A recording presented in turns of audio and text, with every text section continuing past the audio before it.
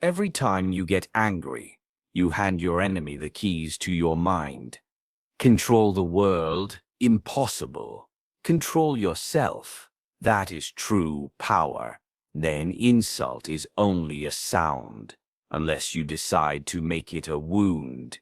He who controls himself is mightier than he who conquers a city. True strength lies in controlling your inner state, not the outer world. Think about this for a moment. Most people spend their entire lives trying to bend the world to their will. They fight against circumstances.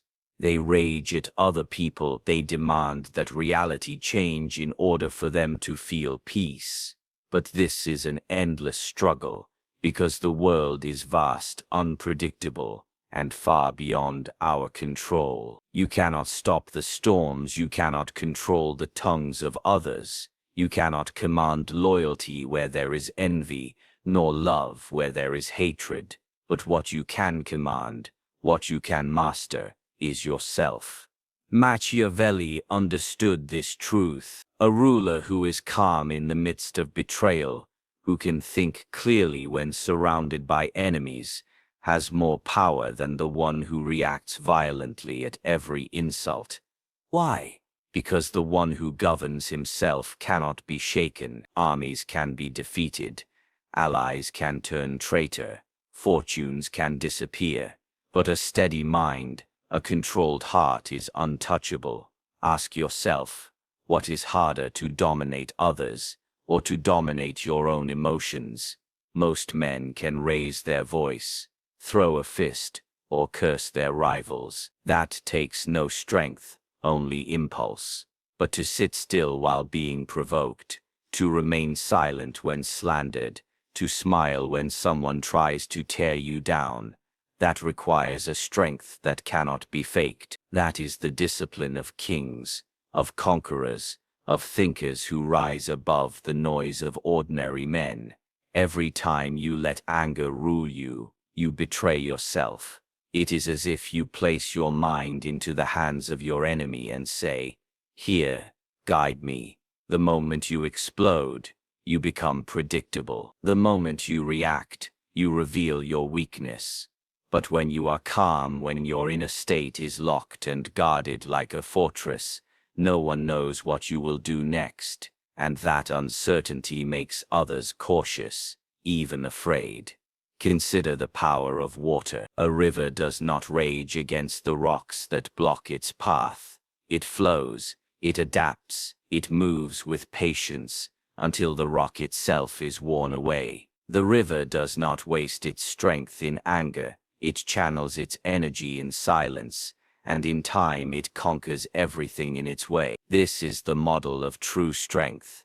You cannot command the world to obey you, but you can command yourself, and the man who can command himself is the one the world eventually bows to. Machiavelli's wisdom teaches us that self-mastery is not just a personal virtue, it is a strategy of survival, of influence, of power. When you stop trying to control others and start controlling your response, you become unbreakable. No insult can wound you. No betrayal can poison you.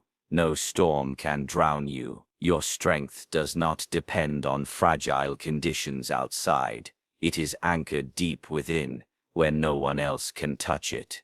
That is why true strength lies not in controlling the outer world, but in mastering the inner one. Because the man who rules himself already holds the greatest kingdom of all. People's words and actions only have power if you allow them to. This is a truth so simple that most ignore it, yet so profound that it can change the way you live forever. Every day, countless words float around us: criticism, praise, insults, lies, gossip, judgments. Some are thrown carelessly, some are designed to wound, and some are meant to uplift. But the reality is this: none of these words hold any real weight until you assign them meaning inside your own mind. A word is nothing but sound, a vibration in the air, an action, unless it strikes your body physically. is only a gesture, an arrangement of movement. What gives it power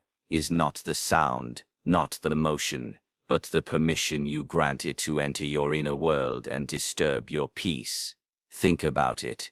When someone insults you, their words are empty until you decide to receive them. If you ignore them, if you treat them as air passing through space, they vanish. But the moment you let them echo in your thoughts, the moment you replay them, assign them meaning, and tie them to your identity, that is when you suffer. This is not because of the insult itself, but because you have given it authority. You have allowed a stranger, a critic, or even a loved one to plant something in your mind, and you chose to nurture it. Machiavelli would remind us that power lies in perception, and if you are always at the mercy of how others perceive you, you are not free. You are a puppet, dancing to strings pulled by every opinion that comes your way. Consider for a moment the people who hurt you with their words. Ask yourself, why do their words matter? Do they define truth? Do they alter your actual abilities, your worth, your destiny? No, they only matter because you believe they matter. If a child mocks you, you laugh it off, because you do not consider the child's words weighty enough to harm you. But if a rival mocks you, you feel the sting, not because the words are sharper, but because your ego grants them power. This reveals the secret. Pain from words comes not from the speaker, but from your attachment to how you think others should see you. The same principle applies to people's actions. If someone rolls their eyes at you, whispers behind your back, or excludes you from a gathering, the act itself is harmless. It does not take food off your plate. It does not shorten your lifespan. It does not weaken your ability. Yet many suffer deeply over such small gestures, because they interpret them as attacks on identity. They transform a simple act of human pettiness into a wound upon their dignity. But once again, the act itself had no inherent power. It gained strength only through interpretation. This is why Machiavelli and other thinkers across history advised rulers to cultivate emotional distance. The leader who cannot be insulted, who does not rise to provocation, is untouchable. When others try to anger him and fail, they reveal their own weakness. Their weapons become useless. A man who can be provoked at will is not a master of himself. He is a slave to the manipulations of others. To never be bothered is to remove the strings that others pull. It is to declare, "You cannot reach me unless I allow it." Let us take an example from everyday life. Imagine you are walking down the street, and a stranger shouts something offensive. For many, this moment ruins their entire day. They replay it in their mind, tell others about it, and stew in anger or hurt. But ask yourself, why would you hand over your peace to someone you do not even know? Someone who will disappear into the crowd within seconds. The stranger may not even think of you again, yet you carry their words as though they were carved into stone. This is foolishness, but it is a habit many practice without realizing it. Now imagine a different response. The same stranger shouts, but you hear their words as you would hear the barking of a dog or the cawing of a crow. Noise, nothing more. You walk on, unshaken, untouched. Who has the power now? Not the one who shouted, but you, the one who chose not to be moved. This is what it means when we say words and actions only have power if you allow them to. Even betrayal, one of the most painful actions a person can face, fits this truth. Betrayal stings not only because of the act itself, but because of the meaning we attach to it. We tell ourselves stories about loyalty, fairness, and what others owe us, and when someone breaks that story, we feel wounded. Yet if you see betrayal for what it truly is, a revelation of the other person's character, then you do not need to feel destroyed by it. They have simply exposed themselves. You, however, remain unchanged unless you choose to interpret their action as a reflection of your own worth. Machiavelli understood that people will always act according to their interests, their nature, and their weaknesses. To expect them to act otherwise is to invite endless disappointment. If you accept human nature for what it is, then the actions of others lose their power to disturb you. You no longer demand that people behave in a way that preserves your comfort. Instead, you let them reveal who they are, and you decide whether they are worth your time. In this way, their actions become information, not when you realize that words and actions gain power only through your consent. You begin to see life differently. Insults become meaningless. Criticism becomes useful only if it holds truth, and irrelevant if it does not. Gossip fades into the background like static noise. Even praise, though pleasant, is no longer something you depend on. You learn to remain steady, grounded in your own sense of worth, unmoved by the shifting winds of other people's opinion. This is freedom, the ability to walk through a world full of noise and remain silent inside, to face hostility and remain calm, to watch betrayal and remain whole. The more you practice it, the more you realize how much power you once handed over to others, and how much peace returns when you stop doing so. In the end, people's words and actions are powerless until you make them powerful. The moment you withdraw your consent, you take back control, and the man who cannot be disturbed cannot be ruled. Detachment is a weapon that turns insults into silence and chaos into calm. Most people imagine detachment as coldness, as if it means not caring, not feeling, or shutting down emotion. But this is a shallow view of what detachment truly is. Detachment is not the absence of feeling, it is the mastery of feeling. It is not the rejection of the world, but the refusal to be enslaved by it. To be detached is to stand in the middle of storms without being swept away, to hear insults without needing to respond, to face betrayal without crumbling, and to move through chaos as though you are walking through a quiet garden. In this sense, detachment is not weakness. It is a weapon, sharper than anger, stronger than revenge, and far more lasting than temporary victories. When someone insults you, they expect a reaction. They want to see your face twist with rage. They want you to shout back. They want to disturb your balance. This is their aim, to take you out of your calm state and into their world of noise. But when you are detached, when you refuse to give them what they want, you leave them powerless. Their words fall flat. Their attempt to provoke collapses, and they are left frustrated. Silence in the face of insult is not surrender. It is domination. It shows that their weapons are useless against you, that their words cannot reach the fortress of your mind. In that silence, you declare without speaking, "You do not matter enough to shake me." That is a power greater than any loud retaliation. Detachment also transforms chaos into calm. Think of times when life feels overwhelming. Conflict in relationships, pressure from society, endless demands at work or home. Most people get pulled into this chaos, like a person drowning in a stormy sea. They panic, they flail, they waste their energy on every wave that crashes against them. But detachment is like climbing into a boat. The waves still rise and fall, the storm still rages, but you are no longer drowning in it. You are carried above it, steady, unbroken. This does not mean the storm disappears. It means you are no longer controlled by it. You can watch the chaos unfold while remaining calm,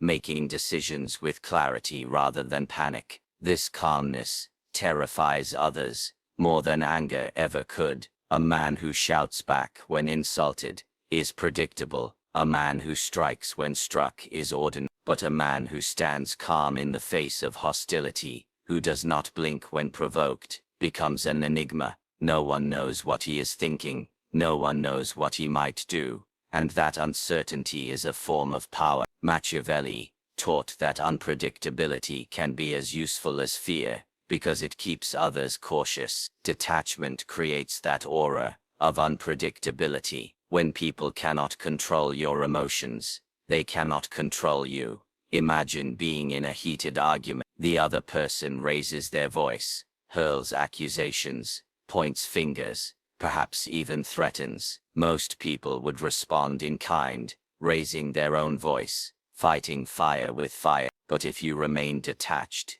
if you let their words pass through you like wind passing through the trees, something remarkable happens. Their energy burns out, their rage consumes itself. They are left shouting at silence, while you remain calm, untouchable. And when the storm of their anger dies, it is you who is left standing strong, not them. Detachment is not avoidance. It is the skill of letting storms destroy themselves while you remain whole. Some may say, but does detachment not make us less human? Should we not feel anger, pain, or indignation when wronged? The answer is yes. You will still feel these things. Detachment does not mean you are made of stone. It means you experience emotions, but you are not ruled by them. You feel the sting of insult, but you do not let it control your tongue. You feel the betrayal, but you do not let it shatter your focus. You feel the chaos, but you do not allow it to drown your judgment. Detachment gives you space between stimulus and response,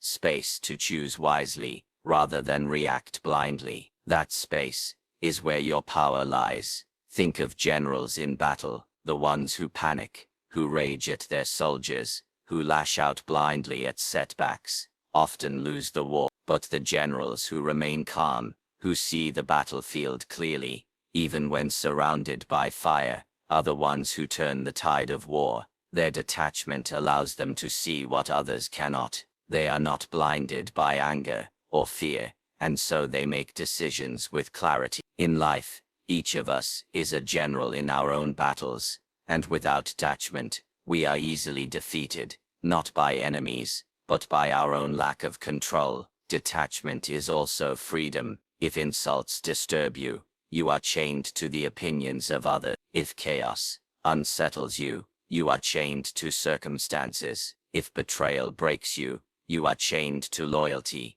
that others may not return. But if you are detached, these chains fall away. You walk through life carrying your own peace with you, untouched by what others do or say. You are no longer a prisoner of outside forces, and that freedom is what makes you powerful. Even in personal relationships, detachment protects you. When someone close tries to manipulate you with guilt, anger, or silent treatment, detachment allows you to remain calm instead of reacting blindly. It allows you to respond with wisdom, or sometimes not respond at all, leaving their attempts at control ineffective. In this way, detachment does not destroy love or friendship. It strengthens it, because it prevents you from being ruled by emotional swing. It keeps your actions deliberate, not reactive. Detachment is not a withdrawal from life, but an elevation above it. It is the art of staying in the game without being consumed by it, the art of facing the noise of the world with inner silence. Insults, chaos, betrayal, criticism, these are inevitable. What is not inevitable is your reaction. Detachment gives you that choice, and in that choice lies all your power. A detached man may look calm, but beneath that calm is an iron strength that cannot be broken. For when insults bring silence, and chaos becomes calm, you have become untouchable. Machiavelli's wisdom shows that composure is not weakness, but the ultimate strategy of dominance. Too often, people mistake calmness for passivity, silence for surrender, patience for fear. They believe that the one who shouts the loudest, strikes the fastest, or reacts the strongest, is the one who holds the power. But this is the illusion of strength, not its reality. True strength is measured not in noise, but in control, and control is what composure grants you. Machiavelli understood that the man who can remain calm while others lose their minds, the ruler who can appear unshaken while enemies circle around him, always commands the room, because power flows naturally to those who seem unmoved. When everyone else is carried away by emotion, the calm one stands like stone, and stone always outlasts the storm. Composure is not weakness, because it does not mean you lack the ability to react. It means you have the discipline to choose when and how to act. Anger is fast but clumsy. Rage is loud but reckless. The calm mind, however, is deliberate, precise, and strategic. Think of a predator in the wild. The lion does not roar before it hunts. The eagle does not scream before it dives. They wait in stillness, in composure, and then strike at the exact right moment. Their power lies not in frenzy, but in timing. In the same way, a composed person may remain silent when insulted, still when provoked, calm when challenged. But this silence is not weakness. It is calculation. It is the refusal to waste energy, the refusal to reveal strategy, the refusal to fight on someone else's terms. And when the time comes to act, composure makes that action devastating, because it is guided by clarity, not impulse. Machiavelli warned that rulers, who gave in to emotion, exposed themselves to manipulation. If you can be angered, you can be provoked into mistakes. If you can be flattered, you can be led into traps. If you can be frightened, you can be controlled by threat. But if you remain composed, neither seduced by praise, nor broken by insult, you are ungovernable. Composure makes you unreadable, and unreadable people are dangerous. No one knows your limits. No one knows your next move. No one can predict how to control you. That uncertainty forces others to tread carefully around you, giving you power without lifting a hand. Consider how composure works in moments of chaos. Imagine a room where people are shouting, panicking, arguing, each trying to be heard above the other. In such a setting, the loudest voice seems to dominate, until someone enters the room and says nothing, simply observing with calm presence. Slowly, the chaos begins to notice the silence, and attention shifts. Why? Because composure draws more focus than noise. People instinctively turn to the calm one for guidance, for stability, for leadership. Composure does what shouting cannot. It commands respect without asking for it. That is why Machiavelli saw composure not as weakness, but as a crown invisible to the eye yet heavy with authority. When people think composure is weakness, they fail to see its hidden edge. A composed person listens more than they speak, which means they gather more information. They let others reveal themselves in anger or arrogance, while they themselves remain unreadable. In this way, composure becomes a trap. The one who rages exposes his insecurities. The one who argues without control exposes his ignorance. The one who panics exposes his lack of preparation. Meanwhile, the composed one gathers all of this as ammunition, storing it until the perfect moment to use it. By the time the composed person speaks or acts, the battle is already won, because their opponent has already shown their hand. Even in daily life, composure is a form of dominance. In arguments, the calm person frustrates the aggressor, because anger cannot win against silence. In negotiations, the composed person always has the advantage, because impatience is a weakness, and the one who cannot wait will always make concession. In personal relationships, composure prevents manipulation, because guilt, blame, or emotional storms cannot sway someone who is centered in themselves. The composed person, therefore, holds power in every arena of life, not by force, but by control. Machiavelli wrote that rulers must appear composed, even when they are not, because the image of calmness is itself a tool of power. People trust the calm, they follow the steady, and they fear the unreadable. If a leader panics, the people panic. If a leader rages, the people lose faith. But if a leader remains composed, the people feel secure, even in uncertainty. This is why composure is not just a personal virtue, but a political weapon. It holds nations together, wins allies, and intimidates enemies. To remain composed in the midst of turmoil is to project an aura of invincibility, and perception of invincibility is often more powerful than invincibility itself. The mistake many make is believing that composure means doing nothing. But composure is not inaction, it is preparation. It is the sharpening of the blade in silence, the quiet observation of the battlefield, the patience to let others exhaust themselves while you conserve energy. When you finally move, the move is decisive. Those who confuse composure with weakness are always caught off guard when calmness suddenly reveals itself as decisive action. It is the still lake that hides great depth. It is the silent archer who strikes without warning. Composure also brings dominance over the self, which is the foundation of dominance over others. The man who cannot control his anger cannot control his fate. The man who cannot master his emotions cannot master strategy. But the man who remains composed has conquered himself,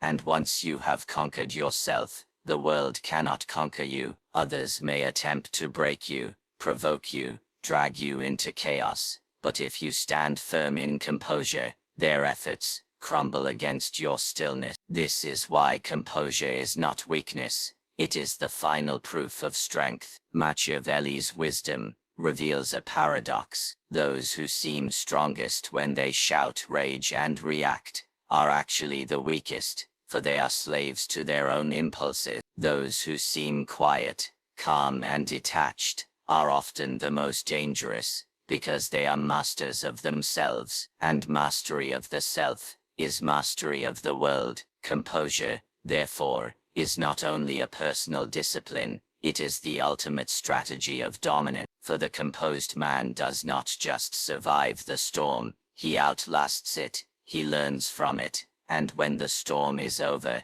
he alone remains standing unbroken, untouchable, and in command. Power is not found in anger, in reaction, or in the desperate attempt to control what cannot be controlled. Power is found in the stillness of your own mind, in the discipline of not giving away your emotions, and in the calm that others cannot disturb. Machiavelli's wisdom shows us that strength is not the roar of a lion, but the quiet patience of one who knows when to strike and when to remain still. When you control your inner state, the words and actions of others lose their grip. When you practice detachment, insults fall into silence and chaos dissolves into calm. And when you master composure, you rise above the noise of ordinary men, feared not for your fury, but for your unshakable steadiness. In the end, the world will always test you